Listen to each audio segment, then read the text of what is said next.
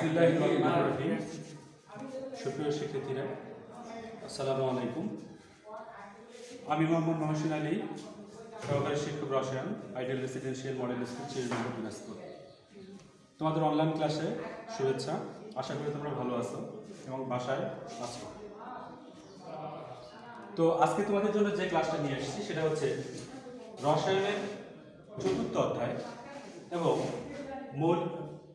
পাঠটা হচ্ছে মৌলের পর্যাবৃত্ত ধর্ম। তো এই পর্যাবৃত্ত ধর্ম আলোচনা করার আগে আমরা আগে দেখবো যে আসলে পর্যাবৃত্ত ধর্মটা কি।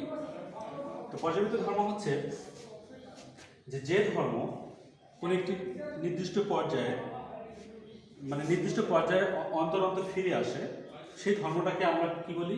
পর্যাবৃত্ত ধর্ম। এবং এই পর্যাবৃত্ত ধর্মের মধ্যে আরও রয়েছে, যেমন ধাতব ধর্ম একটা পর্যাবৃত্ত ধর্ম, অধাতব ধর্ম একটা পর্যাবৃত্ত ধর্ম, পরমাণুর আকার একটা পর্যাবৃত্ত ধর্ম, আরও অনেক আছে যেগুলো আয়নীকরণ শক্তি, ইলেকট্রন আসক্তি, তড়িৎ ঋণাত্মকতা ইত্যাদি। এগুলো সব কিন্তু মৌলের পর্যাবৃত্ত ধর্মের মধ্যে পড়ে, বা এগুলো সবগুলো হচ্ছে মৌলের পর্যাবৃত্ত ধর্ম। তো আমরা প্রথমে যদি দেখি ধাতব ধর্ম। তো ধাতব ধর্মটা কি? তো ধাতব ধর্ম হচ্ছে, ধাতব ধর্ম যেহেতু এখানে দেওয়া আছে ধাতব, সেহেতু আমরা বুঝতেই পারতেছি যে এখানে আসলে ধাতু নিয়ে আলোচনা আছে, অর্থাৎ ধাতুর ধর্ম। তো ধাতুগুলো আমরা সাধারণত চিনি, বা ধাতুর বৈশিষ্ট্যগুলো আমরা যদি দেখি, ধাতুগুলো সাধারণত উজ্জ্বল প্রকৃতির হয়, ধাতুগুলো বিদ্যুৎ পরিবহন করে, আবার আঘাত করলে শব্দ হয়। এগুলো মূলত ধাতুর ধর্ম। আর ধাতুগুলো সাধারণত ইলেকট্রন ত্যাগের মাধ্যমে কি করে? ধনাত্মক আয়নে পরিণত হয়। সেগুলো হচ্ছে ধাতুর এই ধর্ম, ইলেকট্রন ত্যাগের এই ধর্মটাকে বলা হয় কি? ধাতব ধর্ম। এবং আমরা যদি দেখি যে সোডিয়াম একটা ধাতু, ম্যাগনেসিয়াম একটা ধাতু। তো ধাতুগুলো কি করে? ইলেকট্রন ত্যাগ করে। অর্থাৎ আমরা যদি একটু দেখি যে সোডিয়াম শেষ শক্তি স্তরে একটা ইলেকট্রন আছে, এবং এই সোডিয়াম কি করবে? তার একটা সুস্থিতিশীলতা অর্জনের জন্য সেই ইলেকট্রন ছেড়ে দিবে, একটা ইলেকট্রন সে ছেড়ে দিবে। সোডিয়াম যদি একটা ইলেকট্রন ছেড়ে দেয় তাহলে সোডিয়াম প্লাজে পরিণত হবে। তো এই সোডিয়ামের এই ধর্মটাকে বলা হয় ধাতব ধর্ম, বা ইলেকট্রনের এই ত্যাগের ধর্মটাকে বলা হয় কি? ধাতব ধর্ম।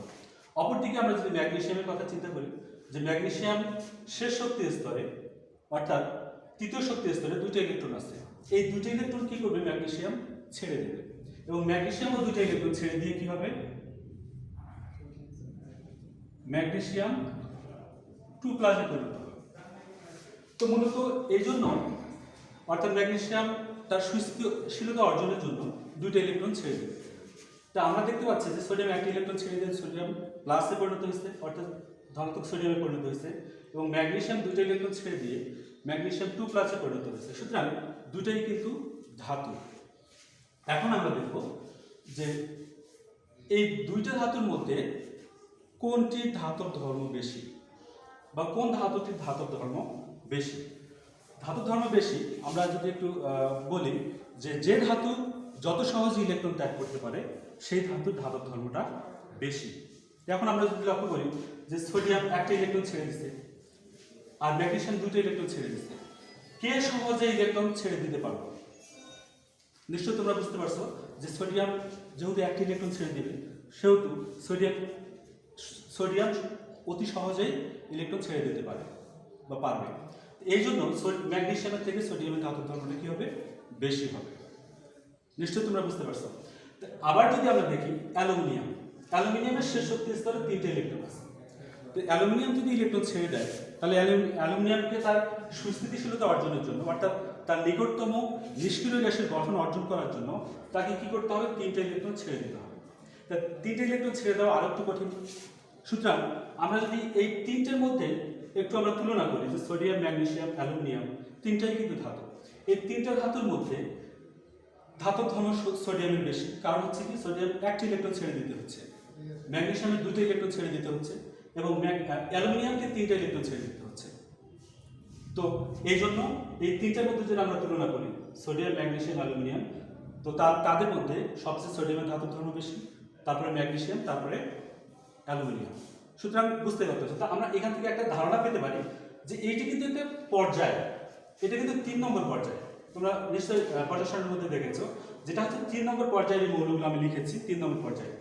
এখন এটা কিন্তু বাম থেকে ডান দিকে যাচ্ছে। তো বাম থেকে যখন ডান দিকে যায় তখন আমরা এখান থেকে বুঝতেই পারি যে ধাতুর ধর্ম যেহেতু সোডিয়ামের সবচেয়ে বেশি, ম্যাগনেসিয়ামের তার চেয়ে একটু কম, অ্যালুমিনিয়ামের আরও কম। তো এখান থেকে ধারণা করা যায় যে একই পর্যায়ে যদি বাম থেকে ডান দিকে যাওয়া যায় তত কি হবে, ধাতুর ধর্ম হ্রাস পাবে। নিশ্চয়ই তোমরা বিষয়টা বুঝতে পারছো। এখন পর্যায়ের দিকে দেখলাম আমরা যে একটা গ্রুপের দিকে যাই, এটা কিন্তু 1 নম্বর গ্রুপের মৌল। এখানে সোডিয়াম আছে, পটাশিয়াম আছে, রুবিডিয়াম আছে, এর নিচে আরো মৌল আছে, যা অতগুলো আমি লিখিনি। তো আমরা যদি একটা গ্রুপের কথা চিন্তা করি, তো এই গ্রুপের মধ্যে কে সহজে ইলেকট্রন ছেড়ে দিতে পারে? এখানে সোডিয়ামের 3টা পর্যায় আছে, 1 2 3। আবার যদি দেখি পটাশিয়ামের 1 2 3 4 চারটা পর্যায় আছে। রুবিডিয়ামে দেখি 1 2 3 4 5টা পর্যায় আছে। সবগুলোর ইলেকট্রন বিন্যাসে অর্থাৎ সর্বশেষ ইলেকট্রনগুলো আমরা দেখতে পাচ্ছি, এরও সর্বশেষ শক্তি স্তরে একটা ইলেকট্রন, এরও সর্বশেষ শক্তি স্তরে একটা ইলেকট্রন, এরও সর্বশেষ শক্তি স্তরে একটা ইলেকট্রন। কিন্তু নিউক্লিয়াস থেকে এর দূরত্ব 6টা শক্তি স্তর, 3টে শক্তি স্তর। এখানে নিউক্লিয়াস থেকে এর শক্তি স্তর 4টা, নিউক্লিয়াস থেকে এর শক্তি স্তর হচ্ছে 5টা। তো দেখা যাচ্ছে কি সবচেয়ে নিউক্লিয়াস থেকে এর দূরত্ব সবচেয়ে বেশি। আমরা জানি যে কেন্দ্রে থাকে হচ্ছে প্রোটন অর্থাৎ ধনাত্মক চার্জ, এবং ইলেকট্রন থাকে তোমার শেষ শক্তি স্তরে অর্থাৎ এই শেষ শক্তি স্তরে যে ইলেকট্রনটা, এর দূরত্বটা বেশি। এর দূরত্বটা বেশি হওয়ায় ইলেকট্রন এবং প্রোটনের মধ্যে যে আকর্ষণ বল অনেকটা দুর্বল। কারণ কি, এদের দূরত্ব বেশি হওয়ায় এদের ধনাত্মক ঋণাত্মক অর্থাৎ ইলেকট্রন আমরা জানি নেগেটিভ চার্জযুক্ত এবং প্রোটনটা হচ্ছে পজিটিভ চার্জযুক্ত। আমরা সবসময় জানি যে নেগেটিভ এবং পজিটিভ পরস্পরকে কি করে আকর্ষণ করে। যেহেতু এই নিউক্লিয়াস থেকে শেষ শক্তি স্তরের ইলেকট্রনটা দূরত্ব বেশি, সেহেতু এই কয়েকটার মধ্যে এর দূরত্ব বেশি হওয়ায় এই রুবিডিয়ামের শেষ শক্তি স্তরের ইলেকট্রন কি করতে পারবে, খুব সহজেই সে ছেড়ে দিতে পারবে। তো সেহেতু আমরা দেখতেই পাচ্ছি যে আসলে রুবিডিয়ামের ধাতুর ধর্মটা সবচেয়ে বেশি। এখন যদি আমরা পটাশিয়ামের ক্ষেত্রে দেখি, পটাশিয়ামের শেষ 4টা শক্তি স্তর এবং সোডিয়ামের হচ্ছে 3টে শক্তি স্তর। তো আমরা আস্তে আস্তে যত উপরের দিকে যাচ্ছি তত কি হচ্ছে, ধাতুর ধর্মটা হ্রাস পাচ্ছে। অর্থাৎ এই 3টার মধ্যে যদি আমরা তুলনা করি যে সোডিয়াম, পটাশিয়াম, রুবিডিয়াম, এই 3টি মৌলের মধ্যে কার ধাতুর ধর্ম সবচেয়ে বেশি, অবশ্যই আমরা বুঝতে পারবো কি এখানে রুবিডিয়ামের ধাতুর ধর্মটা সবচেয়ে বেশি। আমার মনে হয় তোমরা ক্লিয়ার বুঝতে পারছো। তো এই গেল ধাতুর ধর্ম তোমাদের। এরপরে আসি আমরা অধাতুর ধর্ম। এই অধাতুর ধর্মটা হচ্ছে ধাতুর ধর্মের ঠিক বিপরীতটা। অর্থাৎ আমরা ধাতুর যেমন দেখেছি যে ধাতুগুলো সাধারণত কি হয়, উজ্জ্বল হয় এবং আঘাত করলে শব্দ করে এবং হচ্ছে এরা বিদ্যুৎ পরিবাহী হয়। অধাতুর ধর্মগুলো হচ্ছে এর সম্পূর্ণ বিপরীত। অর্থাৎ অধাতুর ধর্ম বিদ্যুৎ পরিবহন করে না, এরা উজ্জ্বল দেখায় না, আবার আঘাত করলে এদের শব্দও হয়। তো এগুলো মূলত অধাতুর ধর্ম। ধাতু ধর্ম জানি এরা ইলেকট্রন ছেড়ে দিয়েছিল, তেমনি করে অধাতুগুলো কি হবে, ইলেকট্রন গ্রহণের মাধ্যমে কি করবে, তারা নেগেটিভ চার্জ ধারণ করবে। তোমরা নিশ্চয়ই জানো যে অধাতুরা সাধারণত সালফার, ক্লোরিন এগুলো কিন্তু সাধারণত হয় কি অধাতু। এই অধাতুগুলো কি করে, ইলেকট্রন গ্রহণ করে। যেমন আমরা যদি দেখি ক্লোরিন, সে কি করবে, একটা ইলেকট্রন গ্রহণ করবে, গ্রহণ করলে কি হবে, ক্লোরিন মাইনাসে পরিণত হবে। তো আমরা এই অধাতুগুলো সাধারণত কি হয়, নেগেটিভ চার্জ যুক্ত হয়। তো অধাতুর সংখ্যাটা ঠিক এরকম যে ইলেকট্রন যে কোনো মৌলের পরমাণুগুলো ইলেকট্রন গ্রহণ করে ঋণাত্মক আয়নে পরিণত হওয়া, এই ধর্মটাকে বলা হয় কি অধাতুর ধর্ম। তো সাধারণত সালফার, ক্লোরিন, ফসফরাস এগুলো কিন্তু সাধারণত কি হয়, অধাতু হয়। তো এই অধাতুগুলোর মধ্যে কোনটির অধাতুর ধর্ম বেশি এবং কোনটির অধাতুর ধর্ম কম, সেটা আমরা দেখব। তো সাধারণত আমরা যদি দেখি যে ক্লোরিন এখানে একটা ইলেকট্রন গ্রহণ করছে, অর্থাৎ ক্লোরিনের স্থিতিশীলতা অর্জনের জন্য, অর্থাৎ ক্লোরিনের পারমাণবিক সংখ্যা হচ্ছে 17। সে একটা ইলেকট্রন যদি সে কি করে গ্রহণ করতে পারে, তাহলে সে তার নিকটতম নিষ্ক্রিয় গ্যাস অর্থাৎ আর্গনের গঠন লাভ করতে পারবে সে। এই জন্য সে কি করে, একটা ইলেকট্রন গ্রহণ করে, ক্লোরিন নেগেটিভ চার্জ যুক্ত হবে। তো এখানে ক্লোরিন একটা ইলেকট্রন গ্রহণ করলো। আমরা যদি সালফারের ক্ষেত্রে দেখি, সালফারকে 2টা ইলেকট্রন কি করতে হবে, গ্রহণ করতে হবে। গ্রহণ করলে সালফার 2 মাইনাসে পরিণত হবে। তো এখন অধাতু ধর্মের বৈশিষ্ট্যটা হচ্ছে যে কোনো মৌলের যে পরমাণু অতি সহজে ইলেকট্রন গ্রহণ করতে পারে তার অধাতব ধর্ম সবচেয়ে বেশি। তো আমরা দেখতে পাচ্ছি যে ক্লোরিন এবং সালফার এই দুটোর মধ্যে কারো অধাতব ধর্ম বেশি হবে? অবশ্যই ক্লোরিন, কারণ ক্লোরিন হচ্ছে কি একটা ইলেকট্রন গ্রহণ করে সে নেগেটিভ চার্জ যুক্ত হচ্ছে, অপরদিকে সালফারকে দুইটা ইলেকট্রন গ্রহণ করতে হচ্ছে।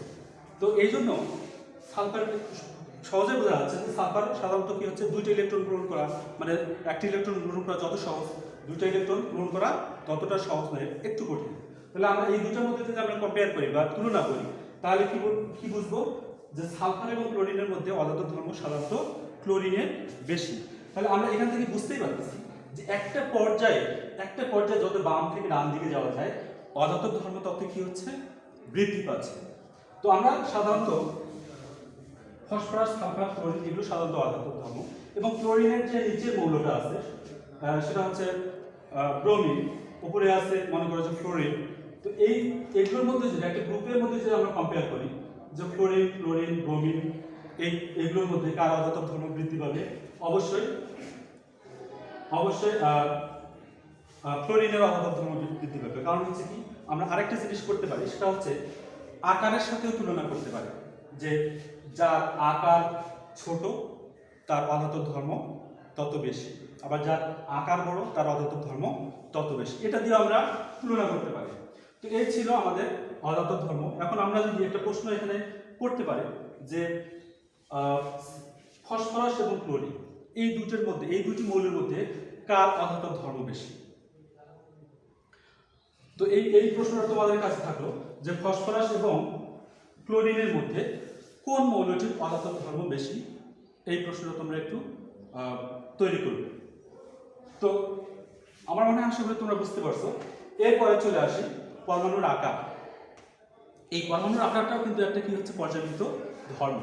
এই পরমাণুর আকারটা আমরা একটু দেখি যে আমি কয়েকটি ইলেকট্রন বিন্যাস লিখেছি, যে এই কয়েকটি ইলেকট্রন বিন্যাসের মধ্যে দেখা যাচ্ছে কি সোডিয়াম শেষ শক্তি স্তর অর্থাৎ তৃতীয় শক্তি স্তরে একটা ইলেকট্রন আছে, ম্যাগনেসিয়াম তৃতীয় শক্তি স্তরে দুটো ইলেকট্রন আছে, অ্যালুমিনিয়াম তৃতীয় শক্তি স্তরে তিনটে ইলেকট্রন আছে। আমরা যদি একটু মোট করে দেখি তাহলে এখানে সোডিয়ামের 11টা প্রোটন আছে, ইলেকট্রন 11টা আছে।